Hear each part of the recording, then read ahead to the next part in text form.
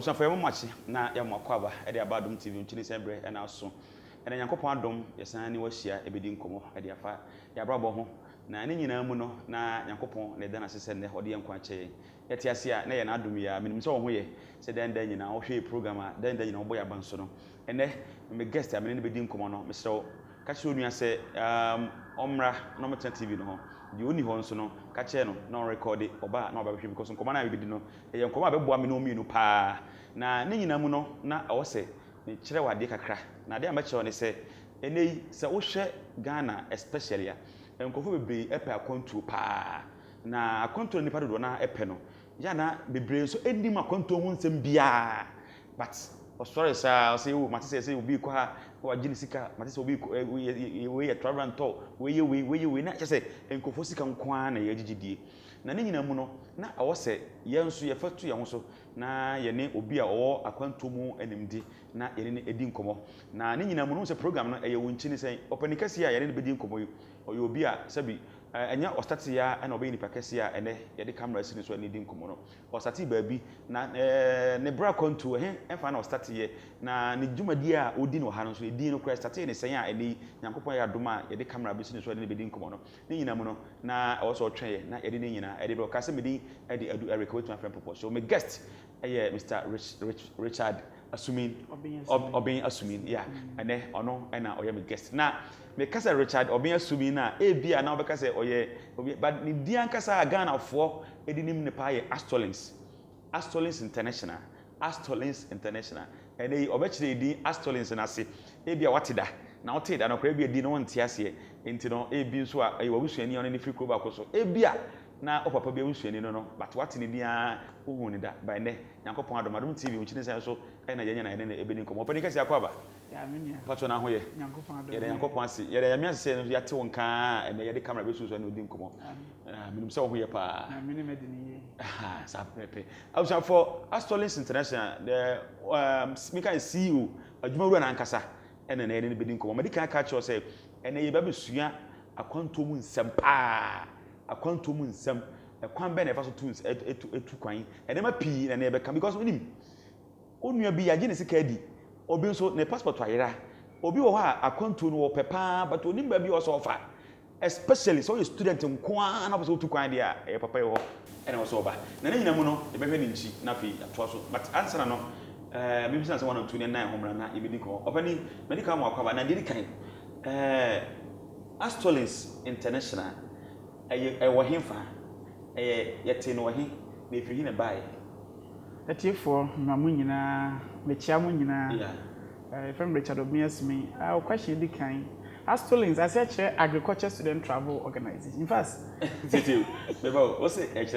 agricultural student travel organization agriculture enti omo dokua dabi invitiation dey sana net here the omni say me ye madrese metu kwan na me university a me ye course in agriculture me ye Bachelor of Education in Agriculture nti me sha ase ne ho na me wonti ye se ye boaboa ye ho me try se mbese metu kwan na nye yie nti me ko university na me ko ya agric no me ne na internet so na me ko hu se company bi se omuhia enkofo ma be ye adwuma wo English mem United Kingdom Norway specifically mo mete strawberries nti me send them email no so o mbe fa me nti se me wona fofo dia ene me fo mo so nye den enka ho nti ho na ge se ye kan ehu bom de ebo na se ye agri student nko na ye se ne ye nyen se club or campus e fen se bi se amalgamated club ne register na campus agriculture student travel organization nti eguso aye na ye be wi university na ehu se no ese se ye se company na Nyankopon adom mfi edu nsie ni abe company kesi a ebu ama nipa amansa nyina nya kwan etukun permanent enti edi na nkasa ye agriculture student travel organization sana shase Astolinks enti se obi ate na se onim edi ni enchirase a ana edi ni nchi a na se ye Astolinks no agriculture students organization yes, wow enti na ye se na ebesi enkomo no so pa ama aye kama enti twan ye na emra ye ba ye no pani kase be ni nchi na ye be wura akonto mo twan ye ba sisia okay abuja for samba me no pani kase e na hia Astolinks obani ye hwe ahemfa na wonchi free ahemfa na free yo me ya santini otiko course for nana me papa fi adwiso asie nimpon na me maame so efiri adwiso kwaso ene emena ewo nyina wo Ashanti region ha sei. Okay. Enti asie nimpon ne emena de na Ashanti pure pa. We Ashanti pure. Ho na ewo. Ya wo me Kumase mfi aduasa nwotwe ne akiri. Na nso so enye Kumase na metena me papa ye obi a no ekuani nti no okotena awonu Aman district kuro bi efe ne enchi ne kuro bi efe ne Sewom ho na me papa Sewom enchi Sewom ya Sewom SEWUM na enchi fo echiam nti ho na me papa koye ekua from say 1989 so what they make kokra na me di be say 5 years as 4 years and nti ho na fan say the early years me spending no me call from say class 1 in fact obi am from me anko school me and me boy caller eco school till from 1991 to say me JSS 99 the one na me tena ya esua adis eye ma disua nyina nti me cho me BC nyankopon ye madom me pass ye na me papa yi me fi ode me ba Kumase a me beto a me secondary school so a me dia beduru. Okay e dem me ase na je say wo ye santine mom enchi kuru na obo ni Sewom ho na otena mo me tena ye me fi. Okay enti na je say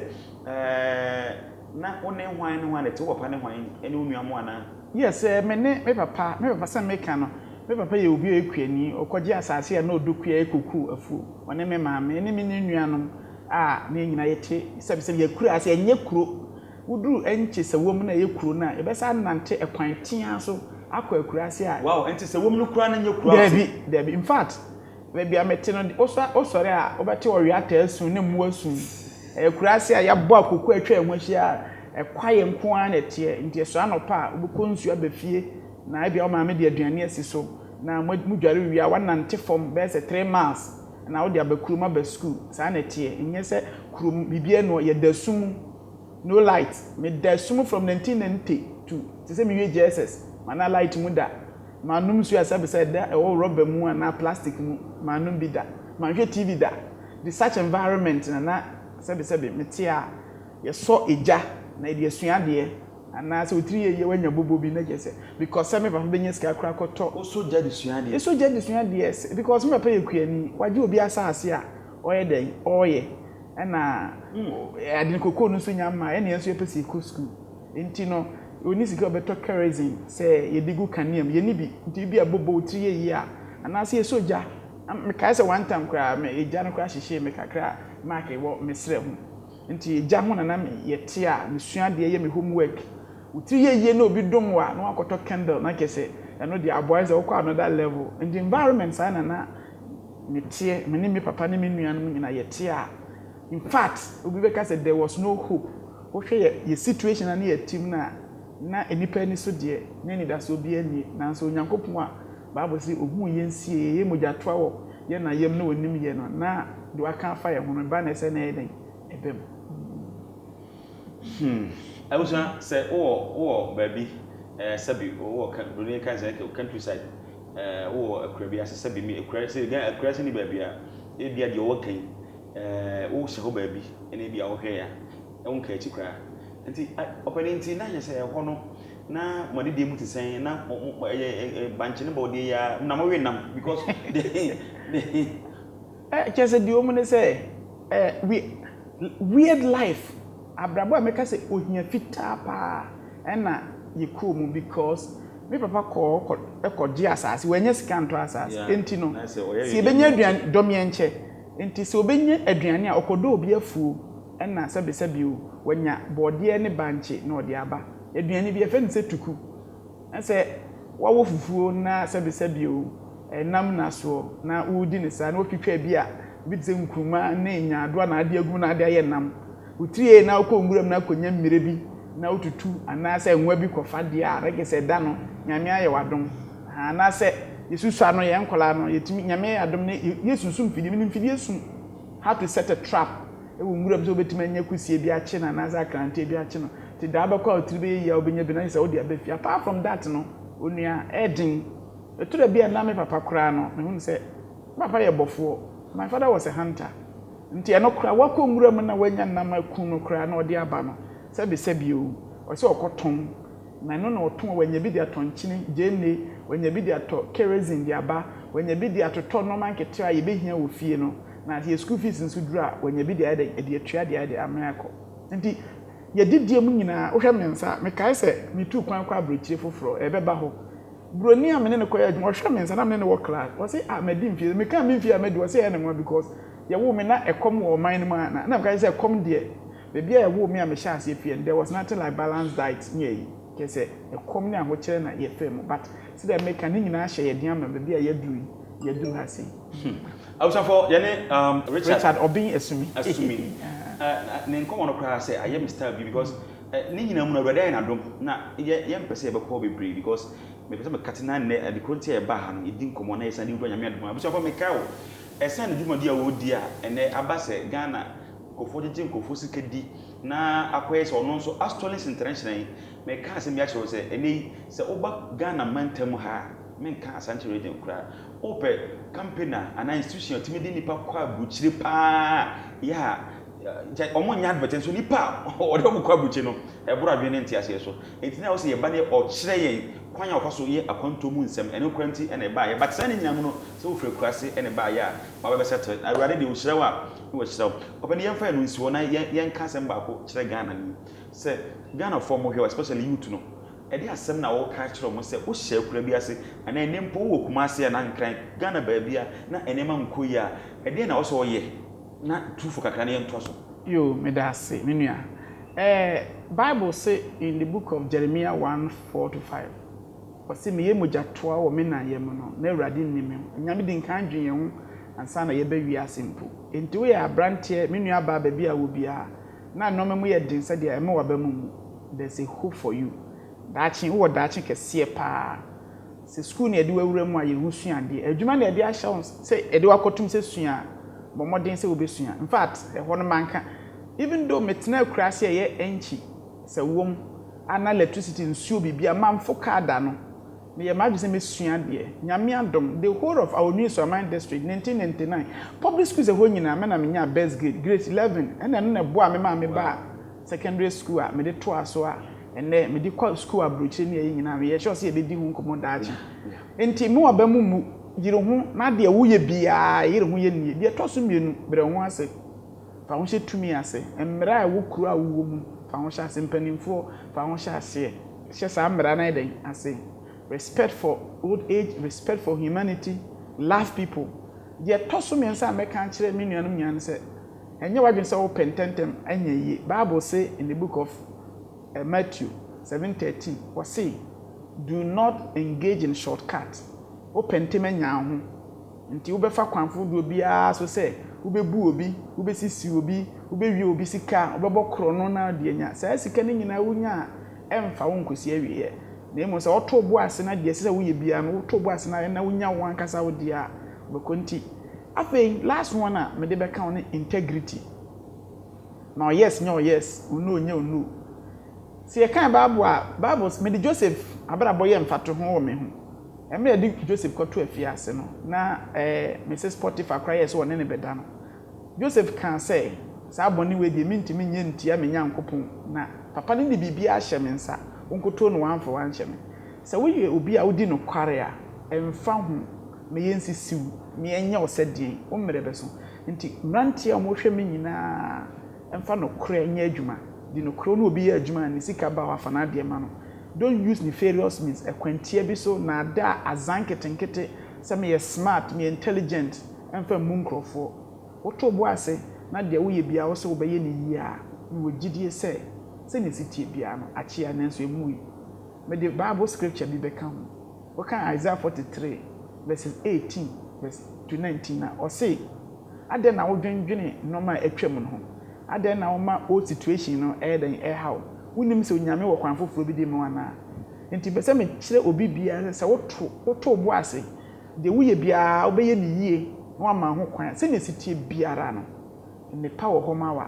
won so daachi wo benya baabi agina na hye Kristo onyam ahye wabusua ni munyam na ho ama afaso ama my Ghana ni wiase nyina ye meka no era se also for ye na ya homra na ye medi nkobo na made ya ka chese nkobo na ebedi na emuwa eti ya nwia monto aye nyame adva next week na yɛmfa bebre na America because nyina yɛ akwanto mu nsɛm ɛna ebidi ɛnde afedi yɛ toasim ne sɔfo sɛm namba ɛna baabi a mefa do free so no abam enti de aka no ɛyɛ akwanto sɛm na ɛno kora ehia me no mi no pa ɛne nti ɛna na ɛde kamera ba yɛ dan ho aba yɛ ba de aka na bɛto asom ne mo hwɛ wi okay abusafo ya samba de edi kan opani what the kan Astolinks edin se de si kire akwanto mu nsɛm ne mom no me no de minim wo ɛna Ghana fo bebre so enimo de edi kan ɛyɛ adwuma wo yɛ sɛ wo de boa school fo nko a ana sɛ Ghana ni bia so tukwan bia no obetima ba wo no o de na tukwan ya starting free me chance me ka say because of say agini ye agriculture no ntram ni be free wo no na yenyi sa perception influence say de ɛyɛ international hand ni ento aso yo menuanom adwuma die se na chance na school for ana ye hwɛ but adwuma na free be say 2010 ba na de ye magana fo nyina okay so we doctor we pharmacist we plumber we mason we teacher ni we farmer adwuma die bia wodi bia journalist we media personnel adwuma die bia wodi bia pese otu kwan a oba Astolinks a ye betimi aboa wo ama de say ye ma obi a ma wa kontusem timi bem no etimi abem nti it is not pertain to honestly adwuma die a ye ken say ye obi wo Kumasi Accra Takra de ye obi wo UK ye company nti it is a global business now. Okay, I was on for number na the screen so. We will be open account to inquire the phone number no. Number na the screen so Fred. Ofra na baby obo so ko bia me nim say obi a wo hwe bia Fred number na oba. Say obo so to kwan kwa dia o account to no end9 because we nim nipa odo mo to kwan enti na make us we actually. It's number na the screen so. Enti say opani aye countries ben na wo ye ho adwuma pa. Enam say Ghana for ye kasa uyi fan say ye kasa ye kan Ghana ye universal language ye brofo uyi etwi ana ya kan kasa ye common no Ghana ye brofo nti ye as a company no in fact ye dwumadie nse ye hwe say ye be ma Ghana for ko ba bia ye kan brofo nti country ye mebubosu ye Australia, Canada, UK, US, New Zealand, Ireland any ye says top destination. Yo, me say patch Australia, Canada, UK,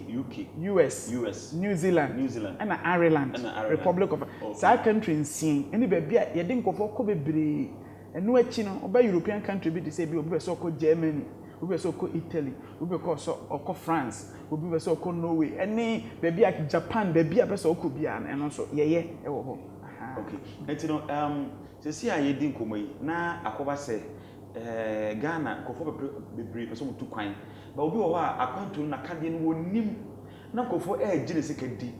basabasa ene ya wo yanya wi akwantu mu nsem se ne sitie se me person mutu kwan a ede ne de mpa na wo se meye because at the end of the day no me de mate se kofo ko Canada nkofo ko US nkofo ko UK me so metie ya me so me kobi ho nsem te sen ho akade te sen my education kakra fa akwantu yo menuanom se wo pese otu kwan a akwantuo hyase e ukọ Bible mu kura na emra ya wu Yesu no Bible me eta se ne kotena Egypt Abraham so ohwe ne ba Isaac in Genesis 26 asen Bible me eta se eduru baby no Isaac ye na ajo so kotena Egypt na ho na abrabo no ebe koyi ama no nti akwantuo de ye na so ye bese ye bisa se wo bese otu kwan a den ne se odi oye so se wo yare a ko hu doctor ana pharmacist na wo kyerɛkyerɛ na wonya asɛm a wode go hu lawyer no so kyerɛkyerɛ sa na kwantu zo be so otu kwan a ye mfiti preko pese be se metu kwan nti mekɔ embassy ye ma me visa broni bie no be ma visa ɛna akwantu zo sabi o miginya midi enye empire se ofiti na akɔtena sɔre dem prayer camp na do Bible akɔtena ho ana wo passport akɔtena se me bɔ mpa ho nkonkron mu amena menya akwantu da bi ntesa me di Bible di me je nkonkron di akwantu be so otu kwan ɛyɛ nkrata wo be hyehyɛ wo nkrata broni bia so person kwa America, Germany, New France or UK. Obeso ohun say, okay, there na wo koye. Yem fan say me be say me koye adwuma. Adwuma na person kwen, abodin be na wo a wo de koye adwuma, anansa no adwuma be na wo wa ha, wo de ko ho. Na wo kra na e ho aban no. Wo hia san abodin no, anasa ansa no adwuma no wo ho ana. Ebia me ye carpenter, me ye mason, me ye adwuma restaurant, me ye labourer. Be say me tu kwan kwa American ba wo hia laborers ana de na chese wo hia laborers enti no ɛyɛ nkratasɛm purely sɛ wobɛtoto no ma de di kan fa ne sɛ ɛsɛ woyɛ obi a wohunu sɛ wowɔ nkrataa a meka sɛ abodin no wowɔ nti yɛhyɛ aseɛ ebi a waba me nkyɛn pɛ sɛ metu kwan kɔ ebi America kɔyɛ adwuma to woba mebisa wo sɛ wopɛ sɛ ɔkɔyɛ adwuma bɛn ebi a wo sɛ meyɛ teacher ni okay yɛbɛhwɛ America teacher adwuma ɛwɔ hɔ nom nti yɛhwɛ a yɛ obi wɔ hɔ nom wɔn hia obi okuta degree wakɔ university awie ebi a owie no wɔ license as a teacher wɔyɛ adwuma bi a 2 years American ban na ebi a wɔhwɛ sɛ open nipa ɔmo ebi ɔmo mfie no yɛ below ebi a aduonum 50 years nti yɛhwehwɛ saa nɔma no nyinaa na ewie ne ehu ne sɛ wo a waba yɛ me nkyɛn no opa wobɛ qualify a na afei no me sɛ ne yɛn apply ma wo nti before sɛ yɛbɛ apply ma yɛdi nkan hwɛ on kratas na sɛ wo skill ebi a woyɛ driver koraa driving na wo no sɛ wonim driving na nso so wonni driving license a ɛnkyɛ sɛ wontumi fa biribi ankɔ embassy on kase yɛmfa visa nyɛ dɛ ɛma wo ana wonni krataa bi a de nti deɛ mpɛ sɛ meka no sɛ sɛ wopɛ sɛ wotu kwan a ɛyɛ nkrataa asɛm wobɛnya obi a sɛbisɛbi wɔbɛhwɛ nkrataa mu no wakyɛw sɛ wei ni nyinaa na wohia na wafili forms ne nyinaa de nyinaa kɔtum there is no way sɛ wo qualify na do nkrataa kɔtum a yɛmfa visa no nyɛ dɛ ɛma wo nkɔmɔ na de paa na ɛne ti na dasɛ ne bɛto aso na yɛmfa wɔ nwie mesɛw next na mo hwɛ ne sa next program no yɛ bi me patron